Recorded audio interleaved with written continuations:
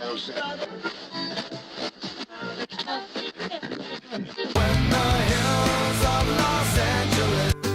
Angeles, I'm and most Hollywood nights. She goes to California, oh, California. What you say about Los Angeles? LA got the people saying,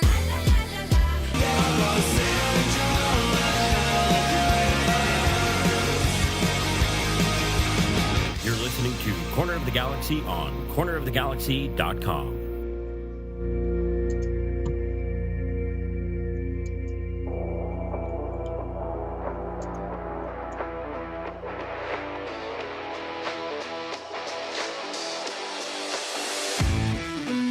It's time for another episode of Corner of the Galaxy from the Box, the show that gets you behind the scenes of the LA Galaxy and into the minds of soccer reporters and MLS experts.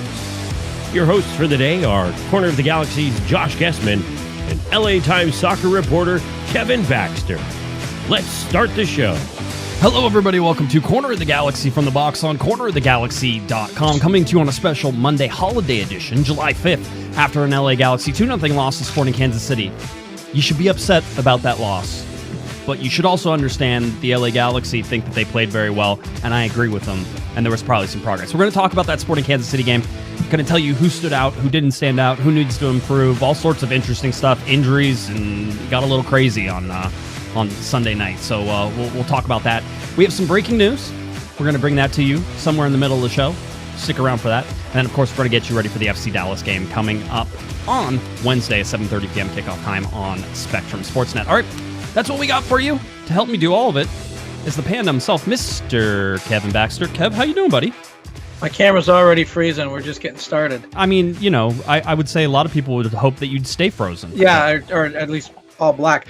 You said this is a holiday edition. There's no holiday today. Holiday was yesterday. We're past the holiday. We're post-holiday. This is the observance day of July 4th, whenever it falls on a Sunday. So it is still it is technically a holiday. It is the day we observe the day off that we get, really. It's like we observe it once and then twice. See, language is important. And Michael Araujo and I had this conversation yesterday in the press box.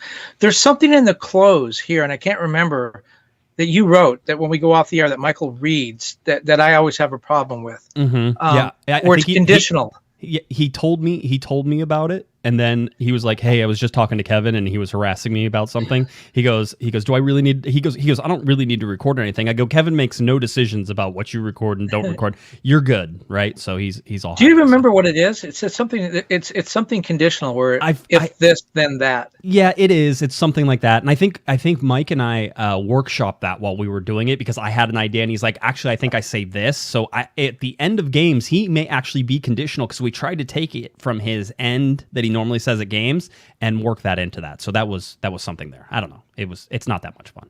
An example would be when you go to the store and the a worker in the store says, "If you need anything, my name is Bill." Yeah. Well, so your name's not Bill if I don't need anything? Yes, of course. So of course. That's a teaser. That's what we call a teaser in the business. Listen for the close of the show, and if you could pick up on that. Yeah, stay all the way until that. It's funny. Two free tickets to anyone who identifies the. It's funny because, and I do this on YouTube videos too. I don't expect people to stick around or do anything like that. But like on Spotify, it tells you where like everybody's checked in. Well, as soon as I say like good night and we start saying our goodbyes, everybody just turns it off. It's gone. Nobody ever hears the end of the show. I'm gonna start leaving like little nuggets at the end of the show that like people have to listen to, like just like code words that will get you something or. Well, I'm glad you brought that up because we didn't talk about that a couple of weeks ago. Whenever we do an interview with Sasha Kleshtin, he does that. It's like if you go see In the Heights, the movie, by the way, and you should, stick around for the end, way at the end, all through the credits, the songs, the everything. And at the end, there is a bonus video that you're going to want to see. But Sasha Kleshtin does that with the interviews. Everybody else, when they're done, they all just say, we say that's all the questions we have, and they say thank you, and they leave. Sometimes they don't even say thank you. Sometimes just leave. Right. Sasha Kleshtin always has a little nugget. He says at the end of last year, he thanked all the media for covering the team during a difficult year, and he spent like a minute thanking us on Father's Day. I think it was. He said Happy Father's Day to everybody. All the fathers have a Happy Father's Day. He is. He's very. he's very at ease with the media. I hope that he teaches other players how to use us correctly, because I feel like Sasha uses us correctly in a way that benefits him. Listen, I'm all about that, by the way. I think players should be very comfortable talking with the media and use us as they see fit. Because, Kevin, we've had players who have come to us about things that they were passionate about and been like, I really want to talk about this. And most of the time we're like, yeah, let's do it. Let's talk about this. Let's see. I mean, most of the time it's pretty interesting, their point of views. And anytime you can get an honest, observable point of view from somebody, you want it. Right. And Sasha Kleshin does that well, I think. Well, two things about that. I mean, Julian Araujo has got a lot of publicity for what he does with farm workers, right, which is great. First of all, I'm not sure whether I want to admit to being used, but we are a conduit for them when they have things like that they want to talk about. Taylor Twellman said the other day that when he made the transition into being a broadcaster and saw things from the other side, he was very critical of his former self as a player, that he did not interact with the media more. He said, if I would have been smart, I could have used it to my benefit. And you're talking exactly what you're talking about. Yeah. By the way, like if there was a hate meter, right, that ran along our show, you talking about Taylor Twellman would double. Yeah. It would like, all the way. I could talk about Taylor Twellman and not get as much hate, but you definitely, I'm sure that shot. Okay. Let's go back and edit that and just call him an ESPN analyst. There you go. That's good. We'll do that. No, it's all good. Lots of fun. By the way, a little super chat from Aaron. Aaron says, speaking of Sasha, I noticed he ran from the warm-up area at the corner of the players bench to translate apparently something for Raveloson. And we have to keep saying we need to come up with a nickname for Ryan. I gave you one. You didn't want to use it. No, I'm not using that one. King Julius, come on. No. From Madagascar. Perfect. No. I think it just feels like you belittle him. Anyway, we're going to talk about that. Let's get to this game, Kevin. 4th of July, 23,500 and something. I forget the exact number, but it was up there. Good crowd.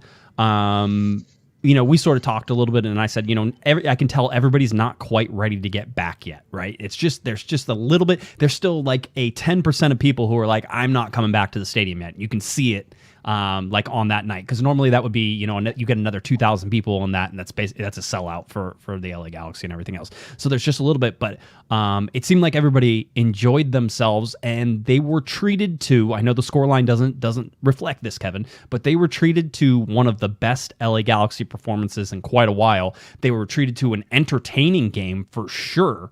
Outside of the scoreline, I don't know that you could have asked for much more, from the LA Galaxy and from a game on July 4th. It was an exciting game, and it was a good crowd. Really a frustrating game, though. I mean, the Galaxy had 19 shots, 7 on goal. It's their second highest total in both categories this year. But what's interesting is, and we'll talk about Chicharito going out in the warm-ups. Chicharito has finished 71% of his shots on goal. No other player in the Galaxy has more than one goal from the run of play. They just, yes, they put a lot of shots on goal. Yes, they were dangerous, but man, it just seems like nobody can finish. It is, and I'm seeing Chicharito's in there. I know. You got to put an X through him. I was showing the LA Galaxy lineup. Here's the thing, and let's go over the timeline of this. They announced Chicharito as a starter. He came out for warmups. We all expected him to do it. You and I were talking to somebody, and then we got tapped on the shoulder, and we were told, "Hey, we're going to have a change." And at that point, I went and looked at my Twitter feed, and I had about 6 questions of people going, what happened to Chicharito? I saw he left during warm-ups, and I was like, oh, good job, Josh. Way to pay attention. And so then we contacted the LA Galaxy, and basically they had been monitoring this, and we talked to Greg Vanny afterwards, so this is how we know this. They had been monitoring his right calf. That's the same one he tore last year. Sorry. That's right. No. It was you who had it, so I was going to point to you for that anyway. It is the same one he tore last year. It was the one that put him out for 2 months. And so they had been monitoring it because it was bothering him a little bit throughout the week. And so they were monitoring it. They sort of adjusted his work schedule so that way maybe it would lessen the strain that was on him at the time. So they were doing all this stuff, and they thought he was going to be ready. He gets out there, he runs out, and basically I'm sure he said, I don't think I'm ready. Like it's something. It was all precautionary from what we were told, and so therefore the severity, one, I don't think they know, and two, I think they're downplaying any sort of severity, at least right now, because they don't know what the answer is. But with Chicharito and that calf, he doesn't play. So a late scratch. And what happens with a late scratch is you're able to replace that person with somebody from the bench, but you're not able to replace somebody on the bench for the person that you pulled off the bench, right? So an 18-man roster becomes a 17-man roster with Ethan Zubak taking over for Chicharito there at the top. So that's all happened relatively quickly before the game started, and it was a surprise and a little bit of a shock, I'm sure, to most people who were watching. And ultimately, if you go through and you look back at this game, it probably had a profound effect, because I think if we're all betting people, we'd say that Chicharito probably gets at least one goal in this game if he's the target instead of Ethan Zubak or somebody else. Well, and by the way, I got a lot of queries from people today asking how Chicharito and Sega Atari Koulibaly are. We don't know. I asked the Galaxy today. Greg Vanney said multiple times in the press conference yesterday that we will do examination Monday. We won't know until Monday. Monday we'll find out. Well, okay, today is Monday. So I asked, the Galaxy said Greg Vanney will, make an announcement Tuesday at the press briefing. Well, what's he going to say? How are they doing? Greg Vanney will make an announcement. That generally means there is some news that they don't want to talk about. My feeling is you got a 10-day break coming up after Wednesday. And you and I kind of argued about this in the press box yesterday. There's a 10-day break coming up. If you play them and they strain those in, by the way, I think Sega's, wow, he looked like he was hurt. But if they play those guys and the muscle isn't completely healed, right, that's a big setback. Where if you don't play them and you give them the 10-day break, then they've got almost 2 weeks before they play again, a time to fully heal. I just think starting them in the middle of that before that 10-day break, and then giving them time off, I think you blow that. Give them one more game. Generally, the rule of thumb I always hear is wait till the guy is ready to play and then give him one more game. Yeah, I mean, here's the sort of the counter to that which is if the guy is fine, if he says he's fine and he feels good, right? And why get him out there whenever he can play? Now, I don't want anybody, you shouldn't be forcing it. Now, I agree with you. If he's not fine, if he's like, yeah, I think I'm okay, that's not a time to play him. And so And you got to be able to beat Dallas without those guys. I'm sorry. If you can't beat Dallas at home without those guys. I mean, that's the sort of the anticipation of how good the LA Galaxy are, right? We're constantly trying to figure out how good the LA Galaxy are, right? And so far, they beat the teams we have expected them to beat, right? But they haven't beat a team with a winning record yet. But at the same time, in both of those games, which it was, I guess 3 games, because it was Seattle twice and Sporting Kansas City once, right? And Portland. That again, I mean, I don't know how you can sit there and you certainly can't draw conclusions on the Portland game.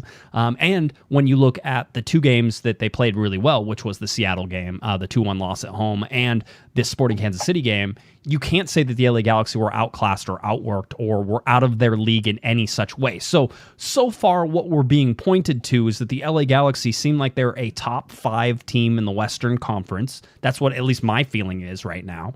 And they may be better than that. Their high end seems to be a little bit better because the tough teams that they're playing, they play them very well. In this game, you had so much that went against the LA Galaxy. I mean, a superbly talented Sporting Kansas City team looked like they didn't belong on the field with the LA Galaxy in the first half, and that's after you lose Chicharito.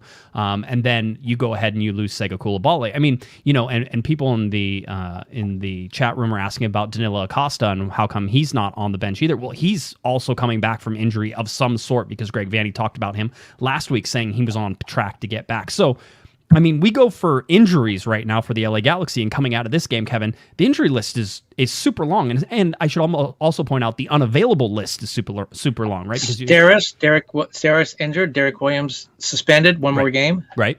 You have Sega Koulibaly out now. You have Chicharito out. You had Pipo Gonzalez on international duty, right? So he wasn't available. You had Efra. You had Jonathan Dos Santos on international duty. You're going to lose Sebastian Lletget after this midweek game. There were no defenders left when Koulibaly went out. That's why King Julius had to move back into a center back position. That's probably the first time this year anyone on the Galaxy bench said, "Hey, where's Pipo?"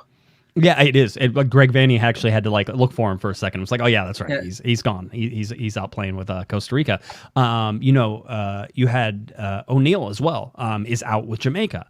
So you have all these guys. There was nobody left on the bench to play when Koulibaly went out. First of all, they didn't have any more center backs. And so you had Revolution going back and playing in that center back position, which by the way he's capable of. And Greg Vanney even highlighted that when they signed him, saying, yeah, he could even fill in for us there.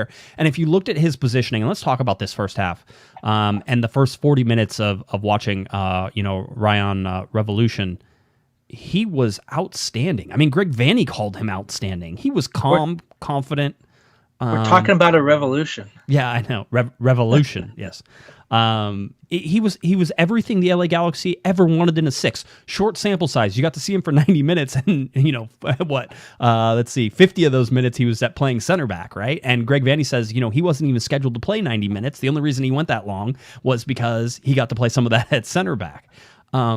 But just the heap of praise that was sort of given to Rayan in his debut.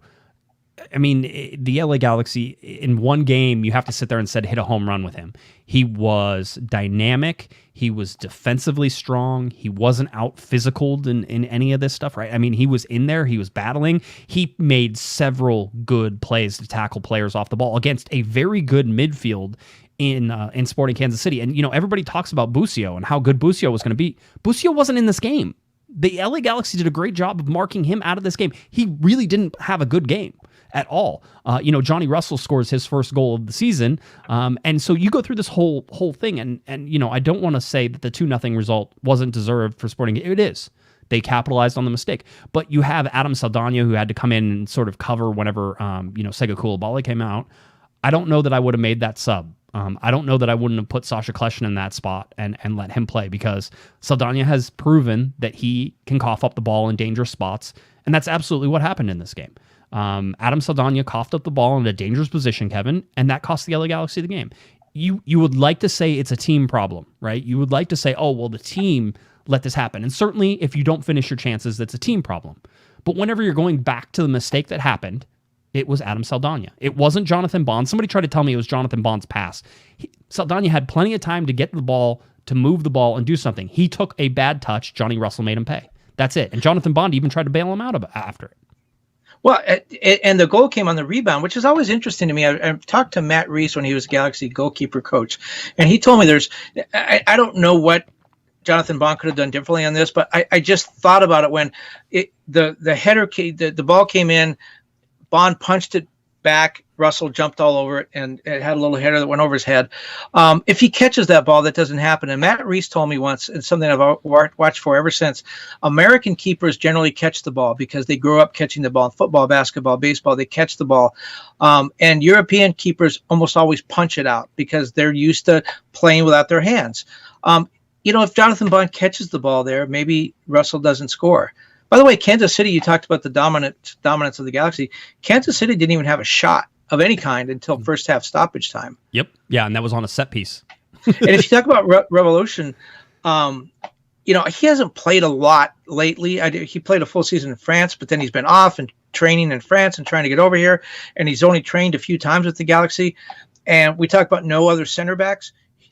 He's probably going to have to play, unless Daniel Steres can come back, he may have to play another full game with just 2 days rest. Yeah, and at center back, right? I mean, it's one of those. It's like he's going to play center back. I would imagine coming up against Dallas, the LA Galaxy don't have it. Unless Steres, I understand Steres may be ready on the 7th, but again, with that injury, you really want to give him the extra 10 days, I think.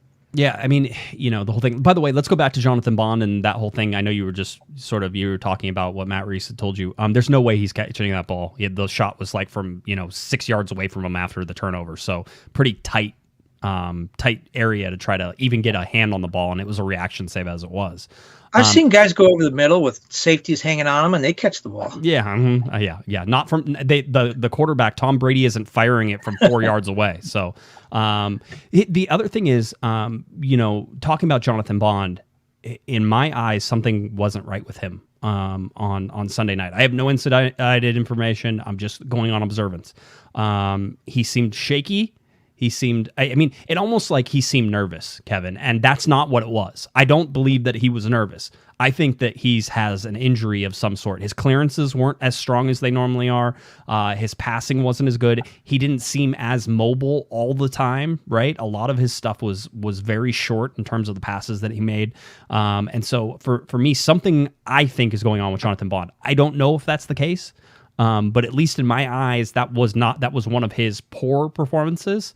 And by the way, I don't think anything was his fault. There was nothing he was going to do about any of that stuff, but he just didn't seem 100% to me. And so for me, there's something to watch there, and certainly to watch for on Wednesday night is whether or not Jonathan Bond looks like himself again, and maybe he was just nervous, or whether there really was and is some sort of injury concern. Because I talked to a couple different people who were sort of like, yeah, that seemed weird from him. So now, yeah. do you think it was uneasy the whole game, because he does have this rotating cast of characters coming through in front of him, and he's got to learn every one of them, and some of them don't even speak English, so there's a problem with that. Do you think that was part of it, or did that happen before Koulibaly went out? Yeah, I think it happened before. They're like, and they're pointing it out in the chat room too. It was the chat room's also suggesting the reason that Bond didn't play so well is he was upset because he was upset about American independence as an Englishman. I thought about that too. Yeah, I don't. It's I don't not think a celebratory thing. I don't think he was. I don't think that was it. No, I just some balls bounced off his hands. He had coughed up a couple little rebounds that you normally don't expect him to cough up. He just seemed a half a step slower than he normally is. To me, it's a physical thing and not a mental thing. At least that's what I'm I'm looking at and trying to dissect. So just something to watch. And so we'll have to sort of see where he comes in. But you talk about the LA Galaxy, Victor Vasquez, outstanding and very, very good in this game. They had so many chances, Kevin, so many chances. And when we get down to the bottom of this is that somebody tried to tell me that Greg Vanney's system failed because it's not set up for a second goal scorer. It's only set up for a single goal scorer. Only one guy can score goals. And I sat there and said, do you know how many people had chances at scoring goals yesterday? I go, it wasn't a system problem. I go, it was individual players' problems. I mean, Victor Vasquez had one that he probably mostly puts in. I think he even talked about it afterwards where he says, yeah, I got my foot to it and put it over the bar. I wasn't expecting it to come all the way in, but, I got there. You had Sebastian Lletget, who probably had the best shot all night to go in, and it was deflected out by a Kansas City defender. But that was from outside the box. And we were talking before this. The LA Galaxy haven't scored a goal from outside the box this year, Kevin. And a lot of their shots in this game came from outside the box. It felt like maybe this was the night for them to get that outside the box goal. But when you count the number of chances, whether it's Grandsir, whether it is Vasquez, whether it was Cabral, who probably had 2 or 3, and we need to talk about Kevin Cabral for sure. Grandsir had 4 shots on goal. I mean, he was, by the way, standout performance from him, right? A lot of people were worried about him last couple of games. Talk about where he was this week. Or last week. Yeah. So we told you that he was planning on going to France after the Vancouver game to visit his baby boy who was just born in France with his partner.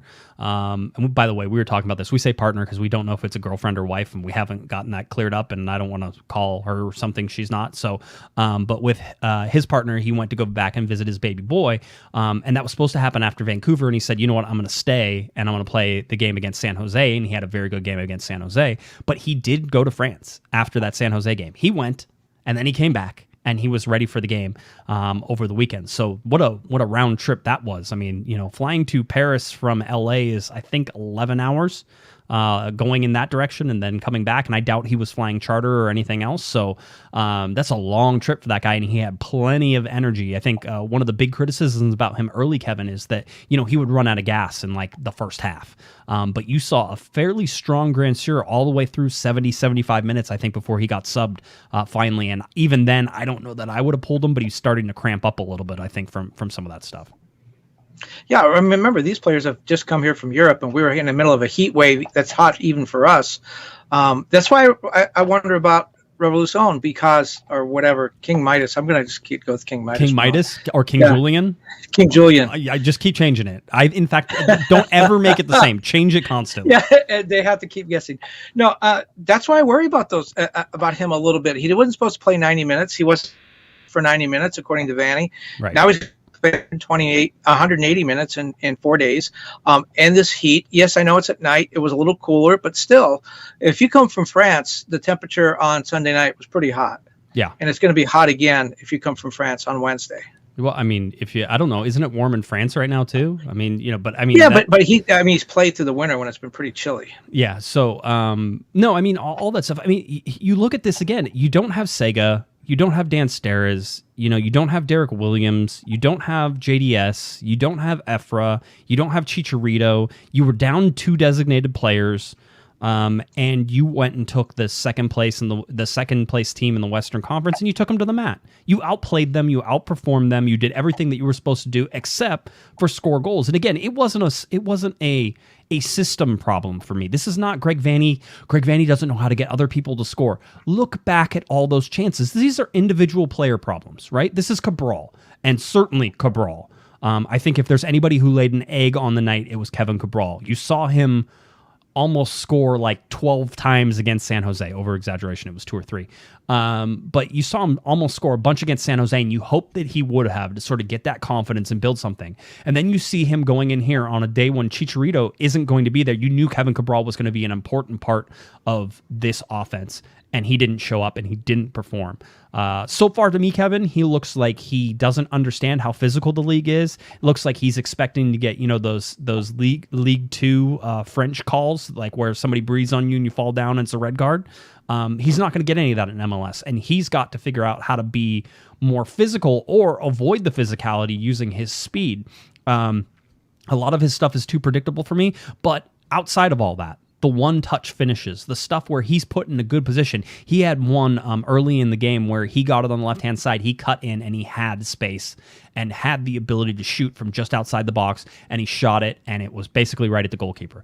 It's those types of things where when he has space, when he has time, I need to see more from him if he's going to be, a productive part of this LA Galaxy team, because right now, and somebody said it, it's starting to be where offense goes to die. If you pass the ball to Kevin Cabral, the play is going to die, and it can't, I'm all for giving the guy time, by the way. Everybody who wants to write him off and get rid of him and blah, blah, blah, blah. No, he gets, and quite honestly, he gets the whole season. I know that's crazy, but as a young player, he gets the whole season to try to figure this out. He actually gets 5 seasons. It's a 5-year contract, and it's over $5 million. So he gets at least 5 seasons. Yeah, and so there was so much good positional play too, and that's what's really disappointing, because to find Cabral in those spaces, right? Vanny talked about it a little bit, but I saw it early on too. The positional play, the passing. There were a couple times in there where I think the LA Galaxy let off once they got towards the box, right? There was a couple times where the passing was quick, Kevin. The positional movement was really strong, finding the half spaces, being able to turn with the ball, knowing where each other was. I mean, you saw some of that. Somebody said it was almost the return of sexy soccer, and there was some sexy soccer played on Sunday night. But they didn't have that finish. They did not have somebody who could finish the ball. Well, there was some sexy soccer played Saturday night too. It's just at the Coliseum, and I was just going to ask you, Jonathan Dos Santos scored in that game, and you talk about how effective the Galaxy was offensively, doing everything but scoring the goal, which is kind of the point.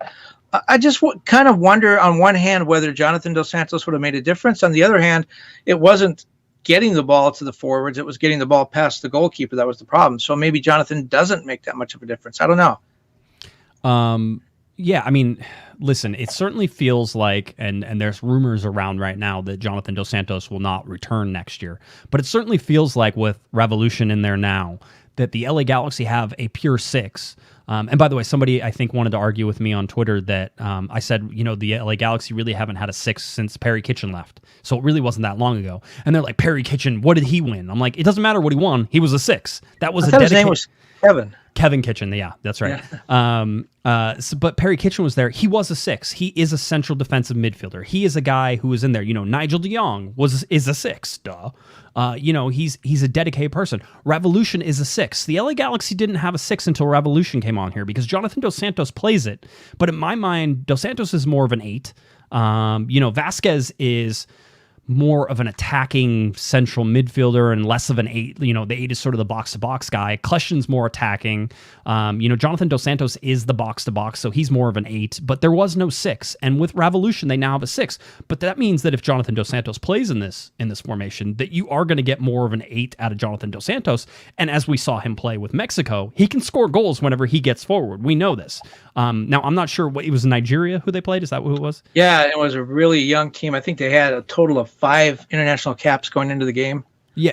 It was bad. It was not a good game. But at the same time, it was sort of, hey, Jonathan Dos Santos scored against Nigeria. That's great, and he should. I'm not saying that's MLS quality players there for Nigeria in some instances. But Jonathan Dos Santos needs to be free. We talk about Sebastian Lletget all the time, and I think there was going to be more focus on him in this game, especially without Jonathan Dos Santos there, without Chicha playing, that maybe Sebastian Lletget would sort of step forward.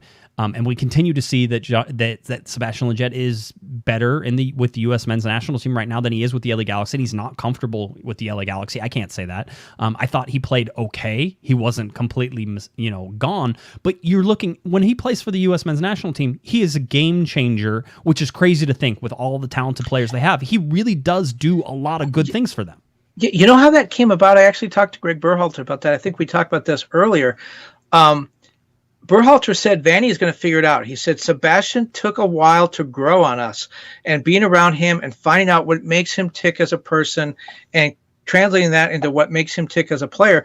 Berhalter apparently went through this long process, and maybe does it with every player, but he certainly found a place for Lletget to play.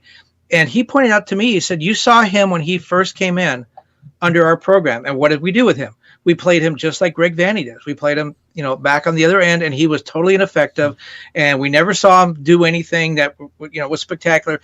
Then we moved him up, and he was a totally different guy, and that fit him. He goes, Berhalter said, Greg Vanny will figure this out, and he will find a role for Lletget. But you're right. You see him on the national team, and you think, wow, this guy's a great player, and you see him with the Galaxy, and it's like, yeah, he's good. He's a starter. He's solid, but it's just a whole different kind of player. And by the way, speaking of Nigeria, Richmond, Ted Lasso has 3 Nigerians on the team. I heard that. I saw it was at a 4th of July parade on the 4th. What do you know? And somebody had a Tottenham Hotspur jersey with Lasso on the back. So I thought that was interesting. I'm like, I don't think that's not how that works. That's you're just appropriating Ted Lasso for your Spurs, which I think is not correct. Is not correct. So, well, would you rather have Lasso or Jose Mourinho? Lasso, obviously. Yeah. I mean, who wouldn't want Ted Lasso at this point? For their coach. Except you know what? I think the LA Galaxy are pretty happy with Greg Vanny. Yeah. I was going to say we talked about it before we started, but Toronto FC fired Armas after 11 games. Another original Galaxy guy. It's part of that original group with Robin Fraser and Vanny. Right. A lot of coaches came out of that. Big Couchman was there. Right. Hartman came the second year. Yep. But yeah, Armas was one of that. And when that happened, my first thought was Armas left, I think, the Red Bulls to go to Toronto. And my first thought was that with the train wreck that Toronto's been this year, they've only got 1 win. Last year, they went to the final week of the season competing for the Supporters Shield. Now they have 1 win this year. Whether Vanny knew that was coming, I think Vanny would have left for the Galaxy regardless if he had the chance. Yeah. But certainly he got out of there quick, and you just wonder if he knew that everything was about to fall apart. Yeah, Toronto lost 7-1 to DC United. So that was sort of, I guess, the straw that broke the camel's back there. So Armas is out. Greg Vanny, maybe like you said, maybe he knew something was coming down the line there. So that was all interesting. For me, I don't think there's a lot to sort of second guess here with Vanny and what he did in this game against Sporting Kansas City. The LA Galaxy had plenty of chances to sort of open this up. Maybe you go a little more direct in the second half. I liked bringing in Dunbar. I thought it was time to bring in Dunbar whenever he did. The only thing I would have done was kept Cabral out on the left-hand side and moved Dunbar up top, because I thought that Sporting Kansas City's backline was susceptible to Dunbar's speed, and I was interested to see how Dunbar sort of played up in that spot. And so he ended up going out to the left or the right, and then Cabral came into the center. And for me, right now, Cabral is not the center that I think everybody wants. A lot of interesting stuff, though, Kevin, whenever you look at Augie Williams, who was left on the bench in this. And, basically, I think Vanny used 4 of his 5 subs because they only had 6 players on the bench, and one of them was a goalkeeper, right? And so he used 4 of the 6, and Augie Williams and the goalkeeper didn't play. But a lot of people were questioning why Augie Williams didn't come into this game or play instead of Zubak and everything else, and Greg Vanny went. I don't know how to explain this. It wasn't a hit job. He was asked the question, and to me, Greg Vanny is a no BS type of guy. At least that's what I've taken so far through 11 games, is that Greg's going to tell you how it is and how it sits. The reaction, and you'll get to what he said in a minute, and people probably already know some of it, but the reaction to that always stuns me is we as journalists or people in the media, it's fans too. We complain when a coach doesn't say anything truthful, but then we complain when he does. If he had said, well, Augie, this wasn't the place to play, and we would have said, he's kind of mealy mouthed. But then he goes off and tells us what he really thinks, and then people are saying that's too strong. Yeah. Which way do you want it? I prefer, and I bet you Augie does too. I think he would prefer for Greg to tell truthfully. Maybe he doesn't want Greg to tell us, but I'm sure that Augie wants to know the truth. Let's get to Greg Vanny. This was Gio Garcia asked this question, which I thought was an interesting one and a good one. And like I said, Greg won't shy away from these questions. So we have the audio from the press conference. So here's Greg Vanny talking about Augie Williams, I think, if I got this keyed up correctly. As far as Augie, I think he needs to continue to work. I think he's, to be candid, since he signed a contract, I haven't personally seen enough from him. I think he needs to work harder. I think he needs to be more effective. I think he needs to earn his opportunities on the field through his performances and through his play, both with our team and with the second team. And so when he's ready for that, then he'll be out on the field and fighting to help us to win games. But since he signed a contract, I've seen a dip a little bit in his overall just performance, and we're seeing it off and on. So, I hope he gets it because he's capable of scoring goals, but I just want to see him push. I want him to know that he's got to fight for it, and when he fights for it, he's got a real chance to help us out. All right, there was Greg Vanny talking about Augie Williams.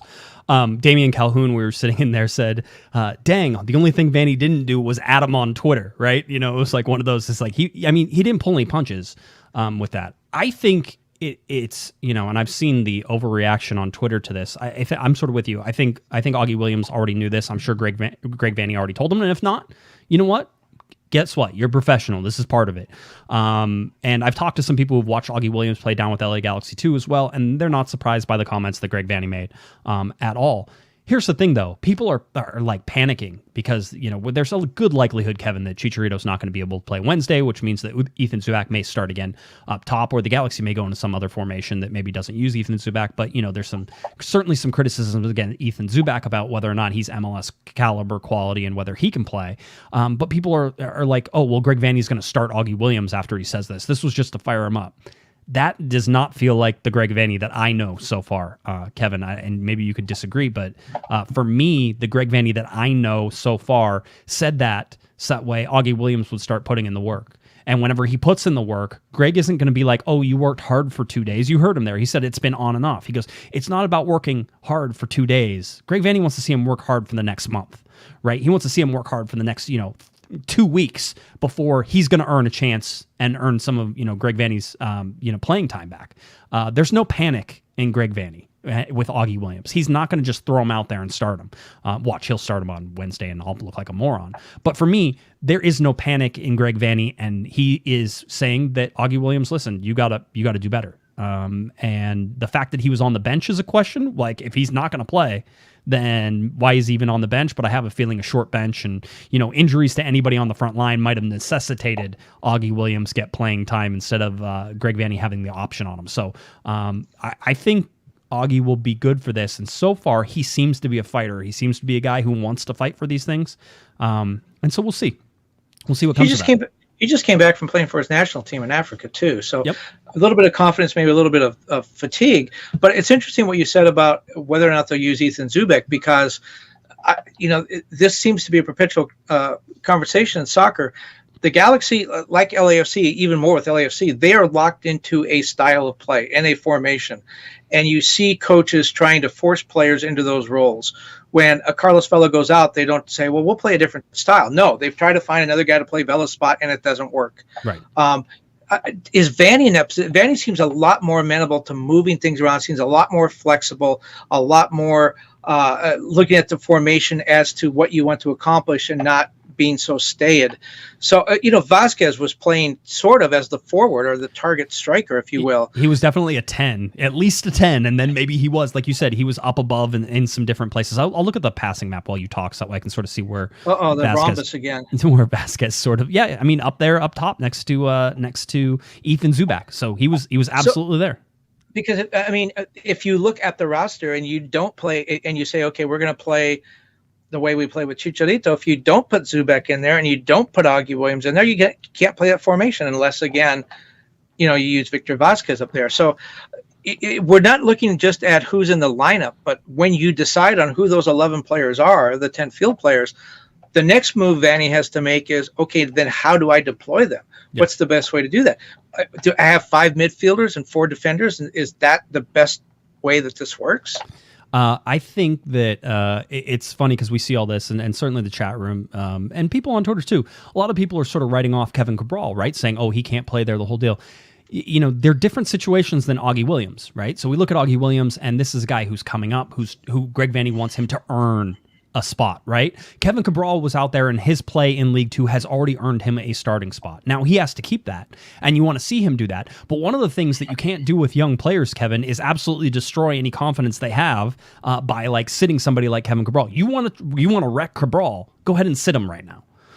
Do that. So he has to play through this. He has to, and I think that the coaching staff has seen what he was able to do in League Two and is expecting that same level here in MLS.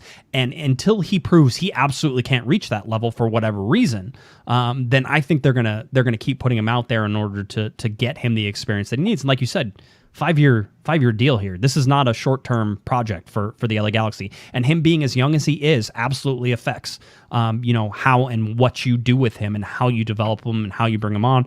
And I don't know that I would trust anybody more than Greg Vanny at this point to get the most out of him. Dude, don't you feel that he's maybe one goal away from the floodgates just opening? I mean, once one ball goes in, it changes everything. You've seen that happen a number of times. Guys, in bad luck, get stopped by the goalkeeper, make bad decisions. Just one ball goes in, and all of a sudden it changes their outlook. Yeah. Anything else on this game anybody else on the field that maybe we wanted to talk about? I don't know how much we've gone over Vanny's comments of, we played our best game of the season against Seattle and we lost. Then we did even better in this game, played our best game of the season this time and lost. He said it's time, we're beyond moral victories now. We have to victories. Those are the ones that count in the standings. Yeah, you said, what did you say in the press box? You said, the LA Galaxy better stop playing so well, otherwise they're never going to win another game. Yeah, right? Exactly. It's and there's something to that. Here, we can go over Greg Vanny. Let's hit his sort of summation of the night, and then we'll move on to our breaking news. I said the same thing to the players in the locker room just now. I thought for 78 minutes it was arguably the best game we've played all year. I thought our ball circulation, our ball movement, our positional play, our relationships on the field, our chance creation, I thought it was outstanding. The part that missed was put the ball in the back of the net. The piece where you create so many chances, the ball, we have to score because it doesn't matter how well you play. In some ways, we're in a process and we're trying to get everybody on the same page, and we're bringing new guys in. Ryan, new player today in the mix. So there is something to take away from the game because we did do a lot of things well over the course of the game. But at the end of the day, we want to win the game, right? We don't want to keep talking about moral performance victories.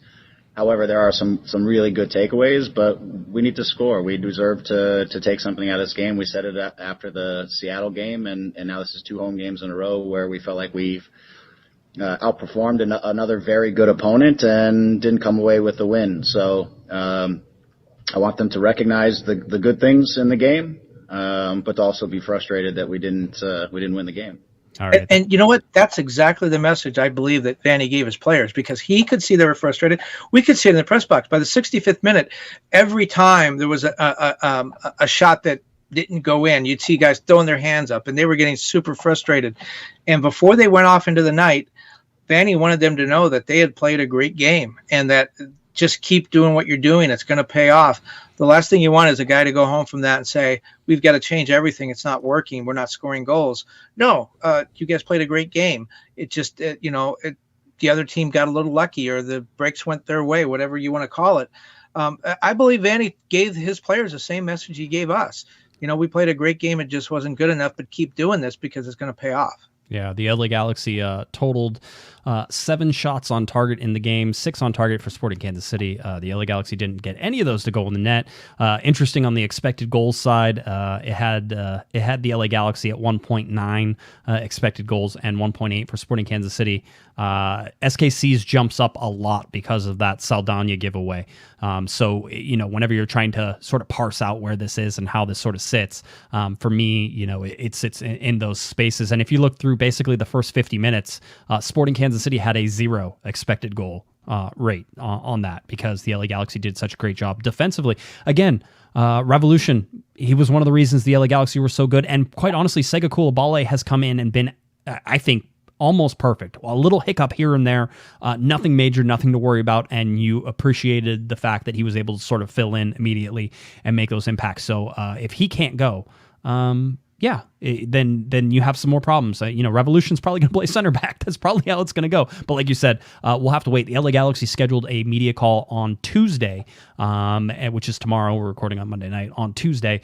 So we should know more about some injury status of some players and sort of where that goes. But I wouldn't expect a drastic change in anybody's status for the game against Dallas coming up. And another thing with Ryan, if he plays and Sega can't play and he can't play for a couple of games, that delays that whole chemistry building thing, which is another thing that Vanny talks about. So many players coming in, 5 or 6 starters coming in new this year. They haven't played a ton of minutes together. I mean, Coulibaly just got here. Cabral hasn't been here all that long. Grandsier's been here the whole time. But now Ryan comes in. These guys need to play with each other, especially the guys on the defensive end. They need to get some chemistry. And if these injuries keep one guy out and make another player play a different position and move him from holding midfielder back to center back, that just delays that whole process that Greg's trying to work on to get people into their positions to get comfortable with one another. Yeah, and that takes time. Yeah, it does. If by my count, either the 5th or 6th best start still for the LA Galaxy after 11 games with 21 points. So still, nothing. We had talked, though, had the LA Galaxy won the game, it would be their 3rd best start through 11 games in franchise history. So sort of keep that in mind as we go forward as well. All right. Let's turn the page a little bit here. I promised, or at least I didn't promise. I said that we would have some breaking news. I figured we might. And Kevin, I know that you and I talked about it last night, and so I think you're ready to break some news. So go ahead and do that. Yeah, Julian Araujo signed a contract extension, 5-year contract, 4.5 seasons, so through 2025. He signed the paperwork on Friday. He's going to be a U22 initiative player. His base salary right now is $140,000, so that'll go up with the U22 initiative thing. That will be announced tomorrow morning. The guys will announce that tomorrow morning. They actually signed the contract on Friday. Apparently, MLS is still going over the paperwork. Remember, they did such a great job with doing that with the Miami contract. So that same Keystone Cop team is looking at this paperwork. But unless there's a hiccup between now and then, it'll be announced tomorrow morning. They are also looking at getting a very similar deal done with Efrain Alvarez. This one appears to be not, the Araujo one is done. This one is not done. Right. There's been a couple of problems with it. One is Efrain's away with the Mexican national team. Why that would stop his agent from negotiating the contract, why they can't fax him the papers. Actually, they're training at Dignity Health Sports Park, or they were. Why they couldn't get the paper signed there, I don't know. But I'm just told that Julian will be announced tomorrow. Efrain's still in the works. I also would expect that's a U22 initiative salary. He's making $104,000 this year. So why are they doing this? Why does Kevin Cabral have a 5-year contract with a 6-year option? Why are they signing these guys? The Cabral contract is the longest in Galaxy history.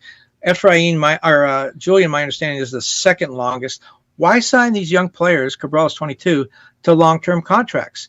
Well, it's because these guys are getting a lot of attention from Europe. I think the Galaxy fully expects Cabral, who I said he's 22, he turns 22 this week or next week. they fully expect him to go back to Europe sometime in the next 5 years, which is why his contract is that length. Julian Araujo earlier this year in January was very much, Tottenham was very much after him. Juventus has talked to him. The Galaxy expect him to go to Europe, and then everyone's been talking about Efrain for forever. Right. The Galaxy want to get these things locked up so that when these guys get these transfer offers, and that the offer for Julian was over $6.5 million, I believe, from Tottenham, or at least that's the figures that were talked about. When they make these transfer deals, they have to go through the Galaxy because these guys are signed long term. So they have Efrain and Araujo through their age 24 seasons to get something done with the European team. That's a pretty good bet. Either they're going to go to Europe by 24 or they're not going to go to Europe forever, and you keep the guy for 5 years. Do we think this is a long-term hold? I mean, I have my own opinions on it. Do you think this is more like, oh, well, Julian Araujo is eventually going to go to Europe in the next, but it's not going to happen this year, but it'll happen in the next 3 years? I mean, is that sort of, or is this more about locking him up because they realize that this is probably happening sooner rather than later, and they want to get that value for that contract? You know what? It's surprising. I think it's a little bit of both. I think they feel like the market right now is pretty hot, and as teams come out of COVID, they have some pent up spending they want to get to. Julian has already got a lot of attention. I think they feel like Efrain, maybe if he starts to play a little bit with the Mexican national team, will start to get some attention. I think they already believe that Julian's getting that attention. So I think it's sort of a little bit of both. I mean, you've seen players like, again, I hate to keep using the other team as an example, but remember 2 years ago, everybody wanted Diego Rossi. Now the market's pretty chill on Diego Rossi with LAFC. Right. So I think they're looking at it and saying, look, if Julian's going to go now, let's get him locked up. And if he doesn't, then we get to keep him. The other thing with that, too, is when teams start to negotiate, let's just say they sign Julian to a 2-year extension. Teams can look at him and say, look, let's wait. He's only going to be 21 in 2 years. Right. When you lock him up to 24, teams have to go through the Galaxy now. They're not going to wait till he's 24. Yeah, I mean, again, I'm of the opinion that Julian Araujo goes either this summer or this winter just because of how he's playing. He has been consistently one of the best players on the LA Galaxy this season outside of his first couple of games. He is, everything that we sort of said about Augie Williams, needing to fight for it, needing to overcome. Julian Araujo has done that at every sort of step. Anytime anybody has put anything in front of him, he has jumped over it, and he has come out a better player on that. You can see him improving. He's smarter with the way. Remember all the stupid fouls that he gave away last year, and you're seeing not doing it this year. Not doing it this year, right? Greg Vanny, the Araujo whisperer over there, seems to really have found a good balance for Julian Araujo. And so, listen, I think if you're the LA Galaxy and you say, well, we could have Julian Araujo for the next 5 years, I mean, you're jumping up and down. You have a right back who is, I'm going to say, upper level, borderline national team, whether it's Mexico or the United States, national team caliber player who is going to be starting for you every game at right back. That's huge. And I think there's part of that's like, if it never happens, if they never sell him, then they're perfectly happy keeping him for the life of his contract. That being said, I don't think that's the case. And they want to know, listen, the LA Galaxy have given away so much in young talent over the years where they've gotten absolutely nothing. And so it's interesting to see how they sort of put all this stuff together. And the LA Galaxy, because of Cabral's young designated player designation, and by the way, current rules say that you cannot TAM him and you cannot use him as a U22 player, Cabral, because his salary is too high and the transfer fee for that is too high. Both of those things combined means that you can't TAM him and you can't make him a U22 player, but he can be a young designated player. And that's where the LA Galaxy have him. But with his young designated player designation, the LA Galaxy can sign up to 3 U22 players. And because of that, you're seeing possibly, it looks like for sure one, and possibly even the second one with Efra. And by the way, somebody's saying that ESPN is announcing that Efrain Alvarez is going to have a 2-year extension with the LA Galaxy. So we'll see if that all falls out. Kevin, I don't know. That's what they said in the chat room. Somebody said it was just while we were recording, so I just want to throw that out just in case. Well, I wouldn't be surprised. I mean, like I said, Julian signed on Friday, and his agent and the Galaxy said, let's sort of keep the lid on that it. To ourselves until MLS checks it. This whole MLS checking process, by the way, is ridiculous. And we know in Miami, it really, what are they checking? Yeah, nothing. But in any case, the idea was don't say anything now because MLS could blow this thing up. But it looks like it's going forward. So if Julian goes forward, then Efra is going to come right after that. Yeah, it's good. I like the LA Galaxy locking up that they're going to make money off those deals. That's the idea behind that. And by the way, the Chivas Guadalajara rumors about Efrain Alvarez are again heating up a little bit. So I don't know. And if they sign the Galaxy sign him, it's a transfer to them. They make some money. And who knows how these things happen? I don't. But Dennis used to work for Chivas. Who's to say Dennis didn't get word of this or would go to Chivas and say, we'll sign him. You guys get the transfer. Everybody's happy. Right. That wouldn't surprise me at all. It's all, I mean, there's all a whole bunch of things that are sort of connected in all this. So keep your eyes on that. And with Efra one more time is he just committed to the Mexican national team. Mm-hmm. Going to Chivas, if he wants to play for the Mexican national team, and he does, and he has to go somewhere, Chivas would be the ideal place for him to go, wouldn't it? Yeah, I mean, it would. I can see that. I always thought that a Liga MX team was going to be one of the places that Efrain might see where they see a huge upside in him. I'll be absolutely 100%, and I've been 100% clear and truthful on where I see Efrain. He's done relatively little in his time with the LA Galaxy to prove to me that he is the caliber that some people think he's going to be. I was talking with another reporter about this a couple weeks ago, and they asked me, they're like, this is not for publication, but what do you think? Do you think he ever makes it? And I said, no, I don't. And people can get angry for that all you want. Just show me where he has shown that he is, on anywhere near the same level where Julian Araujo is right now. And yes, they play different positions. Understood. There's more technical ability for Efrain. There's a whole bunch of things that happen. He's a younger player as well. Maybe this is Efrain's breakout year, getting some time with the Mexican national team. But as far as the LA Galaxy are concerned, outside of the goal that he scored against Vancouver, he has done fairly little for the LA Galaxy this time. But there's enough hype. There's enough drive around him. There's enough upside for him that I can see the LA Galaxy going out there and making sure that, they keep the value for Efrain Alvarez. And he goes to Chivas, a lot of good young players like Antuna, guys who are going to be in their national team program for a long time. It would be a really good fit for him. I mean, I definitely see Araujo going to Europe. That's where he fits in. I think Efrain would be much better suited to go to Mexico just with now that he's picked a career path. I think Julian Araujo goes somewhere in Spain. I'm calling it. He's going somewhere in Spain. That's my guess. I don't know. I was trying to figure where I think he will develop in a way, and I think a middle table Spanish team where he starts, familiar with the language helps. Also could see like Germany. Certainly, I think that they would be high on somebody like Julian Araujo. Well, Barcelona just let a big contract go. Maybe he could go there. But if he goes to Barcelona, that's the same reason he didn't join the national team. He doesn't want to play behind Serginho Dest. If he goes to Barcelona, it's like, Barca too. I know. No, there's a lot of that. Sporting Kansas City currently in first place. Whenever we look at the standings, 26 points, tied with Seattle for 26 right now. Seattle has a better points per game. If you'll remember, Sporting Kansas City has 2 games in hand over the LA Galaxy, so there's a chance to make up those points. Galaxy at 1.91 points per game. Sporting Kansas City at 2, so they're real right neck and neck as we look at there. The Galaxy, despite the loss, stayed in 3rd place. Kevin, Colorado is in 4th place. You have LAFC in 5th, Minnesota in 6th, Houston in 7th. You go Portland, RSL, Austin, San Jose, and the LA Galaxy's opponent, FC Dallas, coming up with 11 points through 11 games right now. 2 wins, 4 losses, and 5 draws for FC Dallas, who have been, I thought, getting a little bit better. Well, they had a stoppage time goal to tie Vancouver. But you said something earlier. You said the Galaxy, you identified them as a top 5 or 6 team in the West. And that stopped me because who else is... I mean, Colorado, maybe. They seem to be playing really well. Robin Fraser, another original Galaxy's got them playing really well. LAFC does not look good. I don't think Minnesota's a full team.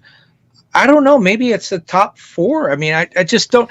I don't think the Galaxy is worse than any of the top 4 right now. They're better than LAFC. They're better than Minnesota. They're better than anybody other than maybe Colorado and the 2 top teams tied for first. I mean, I agree with you. I think that they, having not seen them match up against Colorado, and Colorado's a sneaky good team, right? I mean, Robin Fraser has that team playing well. Let's put that into perspective just a little bit there. But I just don't want to say that, they're definitely a top 3 team. They played really well against Sporting Kansas City. They played really well against Seattle. They don't have any points from that, right? And so that's one of those things that you sit there. But there's also this balance, right? We've talked about the LA Galaxy winning games that maybe they shouldn't have won so far this year. They didn't play very well. They didn't win the expected goals battle, right? I mean, really, they won some games they probably shouldn't have. Well, they've also lost some games that they should have won. So there's a fair balance, I think, so far with this Galaxy team. But if you're telling me, top 4 in the West, I can't disagree. I'm with you. You go through and start looking at this, and with even FC Dallas, they're 12th in the Western Conference. The LA Galaxy should absolutely beat FC Dallas, even though Dallas is getting better. There's and so far we've seen the Galaxy beat the teams they're supposed to beat. Maybe not always pretty, but they beat the teams that they're supposed to beat. So this FC Dallas game coming up 7:30 p.m. Spectrum Sportsnet. So you have Kobe Jones and Joe Tutino and Nikki K on the call again for you. So you can get ready for that. And it's a Wednesday night game, short rest. Dallas also played over the weekend, so they're short rest as they come to LA to play as well. So some interesting little intersections here with this game coming up. And we found out some other stuff this weekend, didn't we? We found out from the Kansas City sideline reporter that teams are now flying day ahead of game on charters, which that whole thing of traveling day of game, that's apparently out, because there's no reason that they should have come. Kansas City should have come that early. It was a night game, right. But they came early afternoon the day before the game. So everybody's traveling a day ahead of game time. By the way, I just want to say I hope Colorado keeps playing well. Robin Fraser's a great guy. And he came into a really tough position, and he was an assistant of Vanny's in Toronto, as we mentioned, an original Galaxy and OG, and doing a great job there in Colorado. I hope he keeps it up. So, I mean, let's say Chicharito can't play. All right. So I'm ruling him out in my head, because I'm sort of with you, which is you just rest him. It doesn't matter what it is. Just rest him. Not a big deal. It is what it is. The LA Galaxy, as constituted, though, are going to probably be down a center back. And so, Revolution is probably going to have to go back and play center back. So that's one thing that's going to happen. Then we look at, what's going to happen in the midfield. Well, you have Vasquez, you have Kleshtin, you have Leggett, who's supposed to be staying for this Wednesday night game as well. So, you can piece together a midfield. Again, I have a feeling the bench is going to be short. And maybe Daniel Steres recovers enough to be able to be sat on the bench. Maybe that's something that can happen for you. They gotta have a center back there. I mean, if are you available? Yeah, somebody said that if anybody else got injured, that I would have to go in, and I'm like, I'll start stretching now. if Steres can walk, I think he's got to be there, even if it means playing the last 10 minutes, because King Julius can't move because of the heat. They've got to have a center back. Yeah, I mean, maybe they go down to Galaxy 2 and try to look for it. Jalen Neal's recovering from stress fracture, so he's technically, I think, still not available, although he may be closer than we haven't gotten an update on him in a little while. But yeah, I mean, this is the last one. And we should point out, this is the last one, and then Derek Williams becomes available for the July 17th game, right? So that immediately clears up at least one spot there, and you would hope that Sega Coulibaly's injury, whatever it is, isn't serious. And who knows? Greg Vanny was sort of on the fence with that, right? He was like, well, he said it really hurt, and then he said he wanted to go back in, and then he said he moved and he felt it, and so he wasn't really sure. I mean, I think we're all sort of just waiting to find out, what Sega's. That one looked bad, though. I thought it did pretty bad. It absolutely did. We're getting some volunteers in the chat room who said that Vanny can call them and they'll play. They'll suit up. Well, you saw Brian Rowe the other day. I did. I was stuck in the stadium with Brian Rowe as I was trying to leave. So you got locked into the stadium again, though, right? And you set off the alarm trying to leave. I did set off the alarm. I'm the one. They're going to come there and arrest me now. There was no one to open the door. It was like walk to the other side of the stadium through the locker room area and what do they call that? Loading dock. Tower. Yeah, loading dock, and then go. Yeah, it's either make the alarm go off or do that, and I chose the alarm. You are a rebel without a cause, sir. Absolutely without a cause, zero cause. But yes, you're there. Talk about a revolution. You're just I don't know if I can trust you anymore with most of these. So that's what you get. Galaxy beat Dallas. I mean, this seems like they should, right? They've won the games they were supposed to win. You said that multiple times. This is the game they're supposed to win. They're supposed to win. I think it's a 2-0 game. Quite honestly, you need to see people. Should be more. I think the Galaxy need a blowout. I mean, they had one against San Jose, right? That was their first comfortable win. It was putting people away early, so that way you didn't have to struggle and suffer through the game. We saw the LA Galaxy suffer. I mean, they did not finish, and they suffered in that game. Perfect Greg Vanny example. Think about two great games they played at home, Seattle and Kansas City. Wonderful games. They lost both. They need a blowout, just something to say, all this hard work is paying off. They need a 4-0 or a 5-0 win. I don't know they'll get it, but I just feel like that's kind of what the doctor ordered. And then they take that into a 10-day break where they have 10 days to think about how great they are. I can't with this schedule. This schedule this week, like this month, is nuts. Remember, the Galaxy have 6 games, right? So in July, they played their first one. They'll play their second one. They'll then have a 10-day break, and they have 4 more games to play with the remainder of the half of a month. They'll have 4 more games. So a tough schedule in terms of turnarounds and everything else that is sort of coming right now for the LA Galaxy, and some difficult games. We've talked about it on a bunch of different shows, some difficult games. So I hopefully will be there on Wednesday night. I'm planning on it. So that seems to be there. I think Larry said he was going to be there. Are you going to be there on Wednesday night? I will be. We don't know about Chicharito though. That's true. We don't know if he will.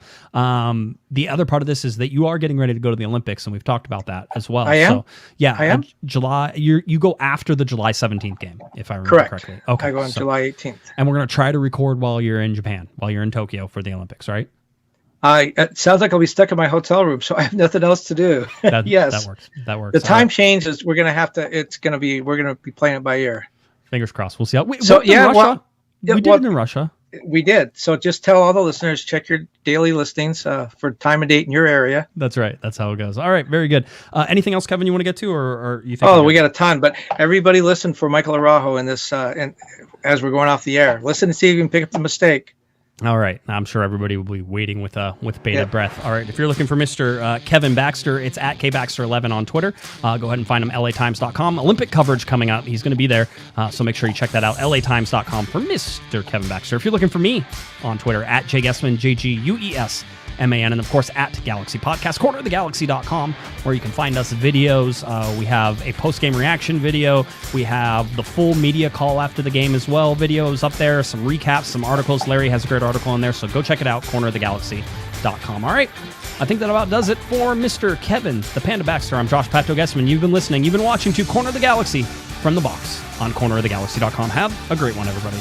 You've been listening to the Corner of the Galaxy podcast on cornerofthegalaxy.com. You can follow the show on Twitter and Instagram at Galaxy Podcast. And be sure to check out and subscribe to iTunes, Stitcher, and Facebook by searching for Corner of the Galaxy. Fans, we thank you for listening, and we ask that you be kind and courteous to your neighbors as you leave the podcast. We thank you for joining us and look forward to seeing you again. Until then, I'm Michael Araujo, and on behalf of the entire Corner of the Galaxy crew, goodbye, everybody.